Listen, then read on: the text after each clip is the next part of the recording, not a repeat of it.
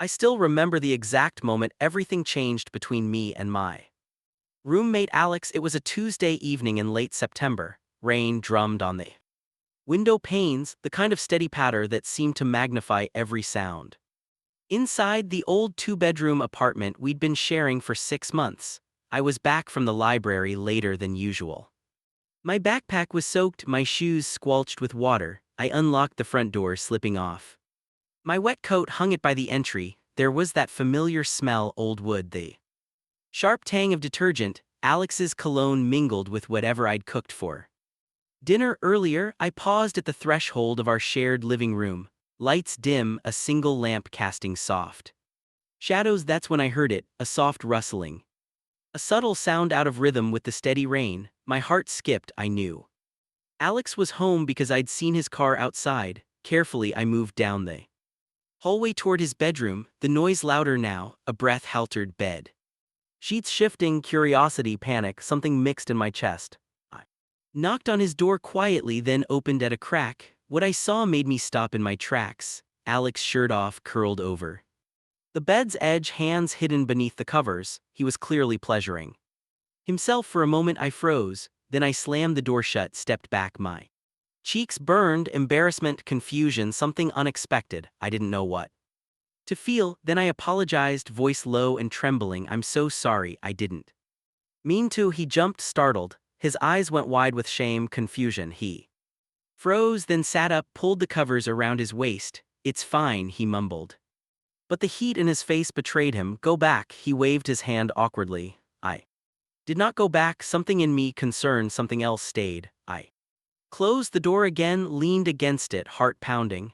After a few seconds I said, quieter, do you want me to leave you alone? He hesitated, voice barely audible. No. That moment with the rain pounding, the dim light, Alex looking vulnerable, changed everything. For the first time I saw him outside the usual roommate routine, beyond films at night, shared takeout, karaoke on weekends. I saw desire, need, and he saw me seeing him. After that I didn't leave immediately. I sat down on the edge of his bed, maybe 6 feet away. The air was thick, silence stretched, but neither of us fled. I asked, are you okay? He looked at me, chin tucked, arms around his knees. Yes, just surprised, I guess. His voice wavered. I thought I was alone. I'm sorry I intruded, I whispered. I didn't mean I just. It's not your fault. He sat up more, pulled the blanket tighter. Honestly, it's been a while since I've allowed myself to feel like this, to be like this. My heart clenched. I knew Alex a little. He was quieter, guarded, studious. He carried the weight of expectations, his family, his scholarship, the idea of what a good kid should do. He'd never talked about relationships or love or attraction in the ways I had. He was tentative, careful. I swallowed hard. If you want, I said, voice soft, you don't have to do this alone. He looked at me as though he hadn't considered that. Alone? He asked, almost laughing. You mean with you here? Yes. My voice shook for reasons I couldn't quite name. If that helps. He bit his lip, closed his eyes. For a moment I thought he would say no, but then he nodded, barely. In that moment I offered my hand. May I help? His eyes opened again, unsure, frightened. Something tender flickered. Okay. I moved forward slowly. I wasn't sure what to do. This wasn't a script, but I placed my hand, a light touch, across the blanket near where he needed comfort. I didn't cross boundaries. I asked, is this okay? He nodded, a nod so slight I almost missed it. My heart thudded. I held that moment, the electric hush, the storm outside, our breathing. I leaned in, voice a whisper, tell me what you want. He took a shaky breath, and under that low lamp I helped, not explicit, but caring, gentle, guided by his words, respecting his boundaries. My heart was full of compassion, of desire, but mostly of this raw, fragile connection. Later, when he pulled back, wrapping the blanket fully around him, I stayed. He looked at me, really looked, eyes moist.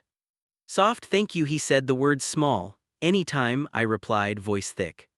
You don't have to hide. We sat for a long while. The rain softened, the lamp glowed. Neither of us spoke much. The energy between us shifted. I saw in him a courage I didn't know he had. I felt something in me shift too. This wasn't just roommate co-el living giving. There was affection, possibly more. I'm Jamie. By the way, when we moved in together, our version of friendship was friendly. Banter, shared chores, occasional movie nights. Alex was quiet, studious, I was more expressive, always sketching, always chatting. He teased me about my art being too dramatic. I laughed, said he was just jealous, we were good roommates, but I didn't expect this. Over the next few days, we moved around each other more carefully. There was a suspended moment in every glance. I caught Alex looking at me over his coffee in the morning. Sometimes I'd catch him when he thought I wasn't looking. Sometimes I'd feel his hand brush mine, accidental, intentional. When reaching for a plate, I'd freeze hard, fluttering. At the same time, Alex seemed restless. He stayed in his room longer. At night, I heard him turning over or holding the pillow close. He looked distant in our shared kitchen. When I asked about his classes, I knew something was building inside him, just like inside me. One evening, I invited him to watch a movie. Just like old times, he agreed. Though hesitated, we sat on the couch. I draped a blanket over us both. Close, the film played, but neither of us paid full attention. I noticed his hand resting near mine. I didn't move away. Instead, I gently laid my hand over his. He froze, then he didn't pull away. His breath was quick. He turned to me, voice hushed. Jamie, I said, I like you more than a friend. He looked shocked, eyes wide. Rain started again. Shadows flickering across the room. He picked up the corner of the blanket, fiddled with it. I like you too, he said, voice barely above the movie sound. I felt relief, then guilt. Was this too fast? Was I putting him under pressure? But he didn't look unhappy. He looked hopeful. We didn't kiss that night. It felt too soon, too overwhelming, but we held hands, leaned in, rested our heads together. Inside, I wrestled with so many feelings, fear that I'd misread him, that he only said what he thought I wanted to hear, shame, mine, his guilt. We were roommates. What if things got awkward or strained the rest of our life together? Hope. Shimmering thing. I tried not to let myself believe. Alex had inner conflicts too. He was raised in a conservative home. He'd never admitted to anyone how he felt, not even himself. Until that night when I found him. He worried about rejection, about being judged, about losing friends. He worried about whether his attraction was something to be ashamed of, yet under it all there was longing. For touch, for connection, for someone to accept him exactly and wholly. Between us, nights felt electric. Silence spoke volumes. I'd lie in bed in my room, hear his breathing, sometimes tears. I wanted to comfort him, but worried intrusion would push him further away, so I waited in my room listening. One night I drew a sketch, two figures under rain reaching out to one another. I taped it on our refrigerator. It was anonymous, but I hoped he'd see it. When he did later that evening, he stood looking at it. For a long time I caught him watching it. He traced the outline of the paper with his finger, then turned to me. Did you? He started. Yeah, I said, hard and throat. It's us, I guess, or maybe who I hope us could be. He nodded, a tremble in his voice. I like it. That was all, but it felt like everything. Over the next few weeks, things changed. The days were still, quiet moments loaded with unspoken tension. Summer had turned to early autumn. Leaves outside turned golden, drifted against our windows. The rain came more often. Inside, we were both warmed by candles, by the flicker of shared blankets, by proximity. I wanted to move forward, connect, deepen. Alex, still cautious, pulled back at times. We'd be watching a movie. I'd try to lean in for a kiss, but Alex would freeze, pull away gently. Or at night, I might whisper his name, hesitating, and he would excuse himself to his room. I understood the fear was there, fear of what might come if we let go entirely. One day at school, Alex was quiet. He didn't text me back. I tried to reach him. He said he was too busy. I accepted, though my heart tightened. I worried perhaps he regretted what happened, that I misread his kindness, that he wanted room enough to think it through. That evening I cooked dinner. After the smell of garlic and onions, I set 2 plates for us. I called him upstairs. He came into the kitchen with an unreadable face. Food's ready, I said, trying to sound casual. He headed over but stopped. He looked at me. Jamie, we need to talk. My stomach dropped. Okay, he swallowed. I like you a lot. I really do. He paused, looked at the floor, but I don't know if I'm ready to everything. I'm scared that if I let you in, I'll break or I'll hurt you. I'm scared too, I admitted, but I want to try. Only as far as you're comfortable. I reached out, touched his arm. I care about you. If you need time. He looked at me, his eyes glistening. He said, I've never done this before, never with someone I care about. It's easier to pretend I don't feel so much, easier to keep things simple. He laughed.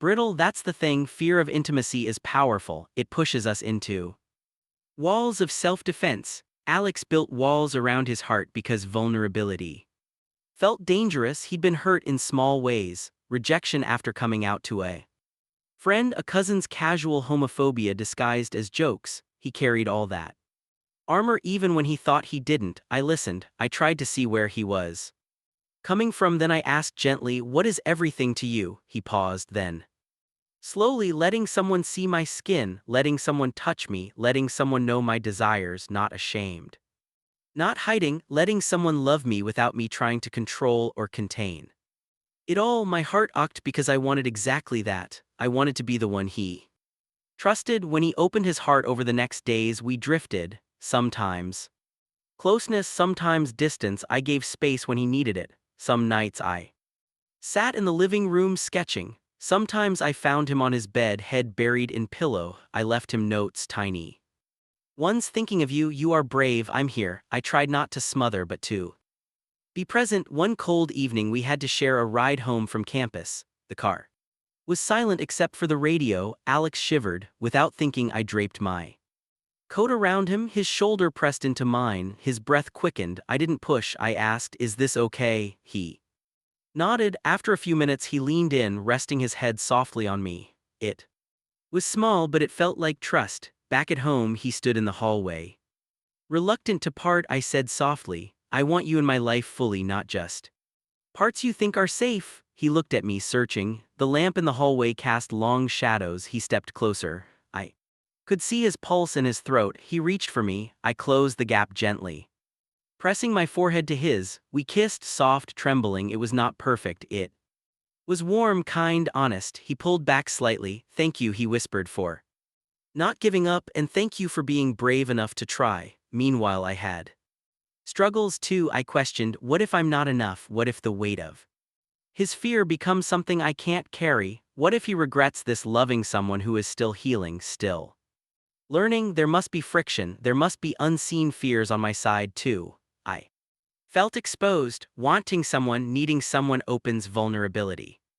Yet every time he smiled, really smiled at me, when he thought I wasn't watching, I felt warmed. Every time he let me touch his arm, let me see a glimpse of his bare shoulders. In the soft light I felt honored, and each time the barrier between us eased a little. One night we sat on the rooftop of the building, stars overhead. Alex wrapped a blanket around both of us. He looked nervous. I handed him a cup of hot chocolate, the steam warm in our cold hands. He sipped, looked at the sky. Why do you stay that night? He asked. Mean the night I'd found him, and then didn't run away. I smiled slightly. Because I like you, because I think everyone deserves someone who doesn't run when they're vulnerable. I paused because I hoped you might let me in. He turned to me, eyes in the moonlight. For a long moment I thought he'd close up. Then he whispered, I wanna let you in. We kissed, then deeper than before, still restrained, but with more certainty. Everything shook inside me. I could feel his hesitation, but a loss, the longing. It was better than I'd imagined. Climax was coming. Tension built between wanting to protect him, wanting him to heal, wanting him to trust me fully versus fear, shame, the shadows of past hurts. That weekend Alex wanted to go home. His parents' house in the outskirts. He said he needed family grounding. I hesitated. Was this distance or space to think? But I agreed. I dropped him off Friday evening, promised I'd call on the drive home. Mine, I kept thinking, this feels like a turning point. Saturday he texted, thanks for coming. He sounded distant again. I called later. He didn't pick up. I left a message. I miss you, I'm here. Silence came back. Sunday, I went to a cafe near his parents' town. I ordered his favorite lavender latte, sat, watched rain slick the roads outside. My phone buzzed. Can you come by?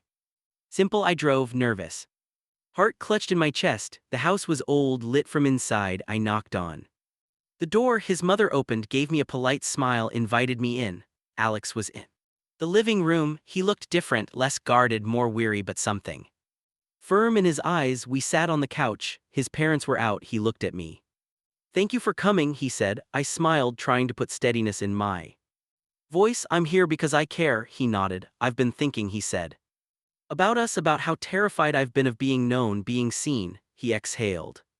"At home I feel safe in some ways, but also pressure. My mother asked me questions about girlfriends. My father reminds me I'm behind where he was at my age. I feel like there's this expectation. So when I started feeling things for you, it felt like a betrayal of who I thought I should be." Tears brimmed in his eyes, but also betrayal of what I want. He turned to me, voice breaking. "I want to be honest with you, with myself." I reached for his hand. "You can be." He pulled back slightly, brushed a tear. "I want to do this with you.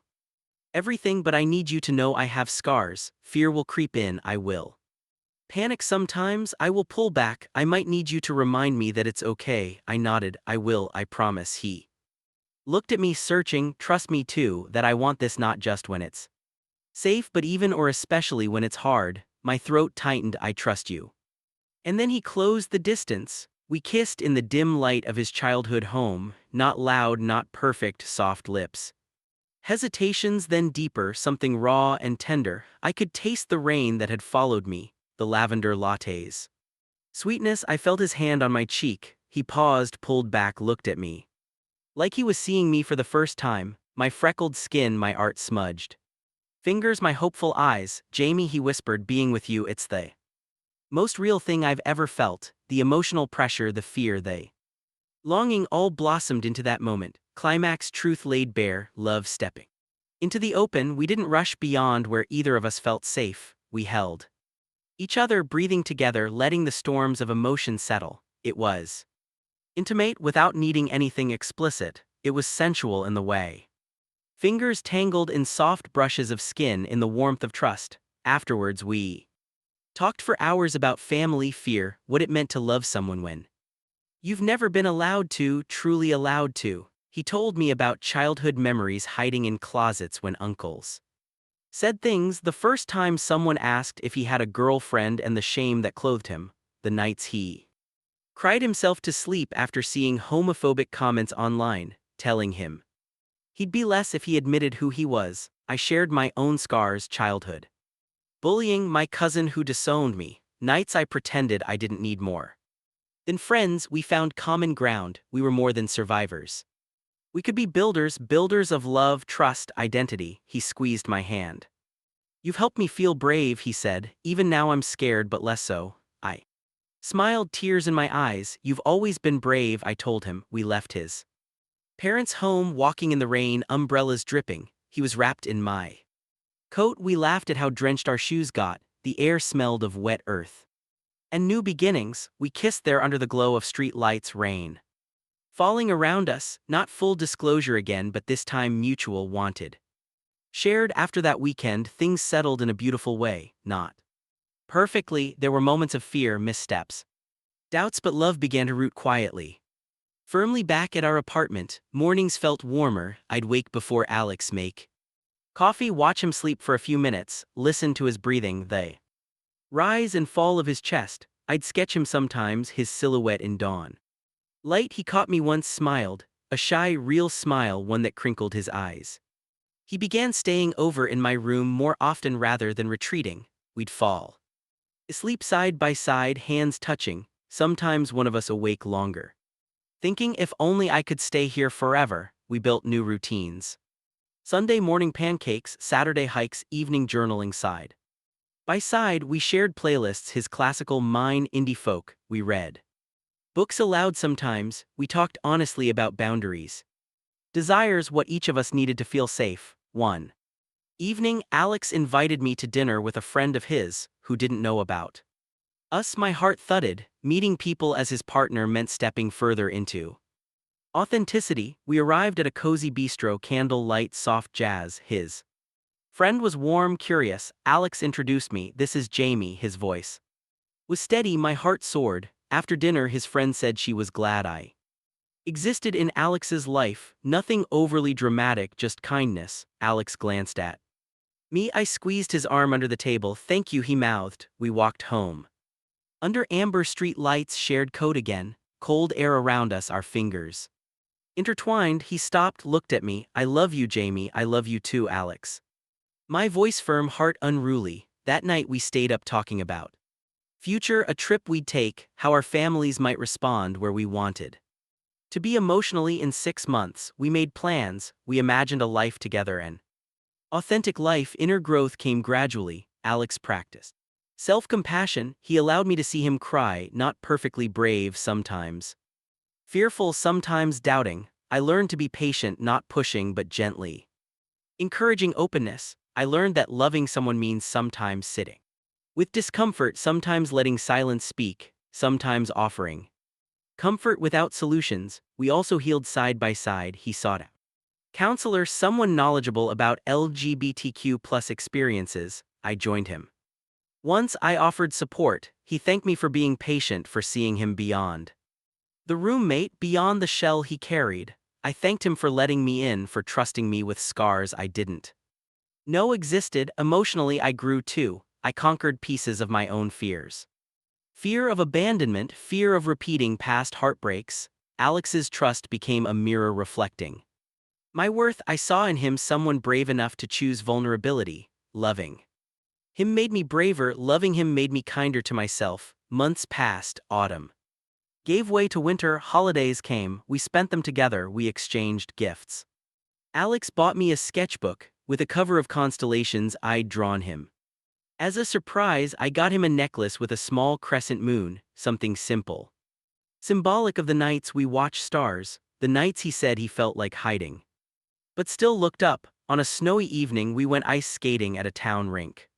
Lights strung overhead, laughter around, breath visible in cold air. Alex slipped, I caught him, we fell together, laughed, lay there on ice looking up at lights spinning overhead. I kissed him, then under soft laughter and twinkling bulbs, he kissed me back with a warmth beyond the cold. We went home, fingers entwined. He leaned in, soft voice, you've given me home, I whispered. You always had one with me. At the story's resolution, we moved forward, not because everything was perfect, but because we chose each other every day. I graduated. Alex gave a speech at convocation. He spoke about courage, personal courage, about love, about being seen. I watched from the audience, heartful. Afterwards, under the warm sun, he met me, tears in his eyes. He kissed me, I kissed back. We have nights now when I find him in bed, awake, scrolling through old photos, sometimes tearful. I hold him, he has turned to me, said thank you. I tell him he doesn't need to thank me, that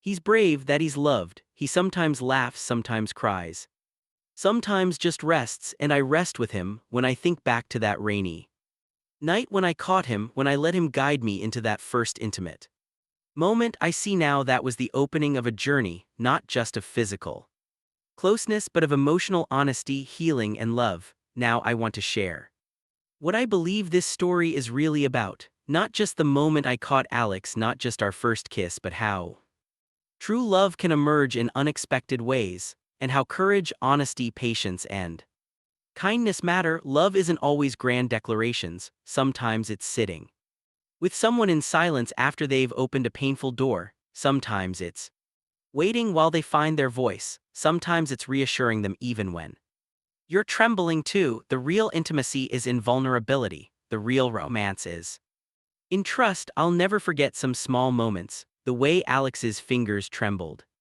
when he first let me hold his hand, the tear that escaped when he told me he'd never been allowed to love openly, the warmth of his head against my chest under shared blankets, the laughter we shared under street lights in the rain. Those moments built us. We are together now, not as roommates but as partners. We share dreams, art exhibits, travels. Maybe one day marriage if the world allows. We plan to speak with our families from places of honesty. Some will understand, some will take time. We're okay with imperfect love because our love is real. I see Alex no longer hiding. He walks with his shoulders back, his voice steady. He looks at me when I speak. He uses pronouns freely. He holds my hand in public. He radiates a light that fear once dimmed, and I see possibilities I thought were out of reach, to be fully myself, seen, loved. So now when night comes, when the rain drums again and I lie awake, I sometimes remember that first evening. I remember shame, vulnerability, the scared look in Alex's eyes, and I remember offering help in the trust that followed. That moment was small, but it unlocked everything. We are not perfect, we still have fears. Sometimes I worry I'll hurt him by trying to push too far. Sometimes Alex worries I'll leave or become someone he can't hold. But every day we choose to stay, we choose honesty, we choose each other, too.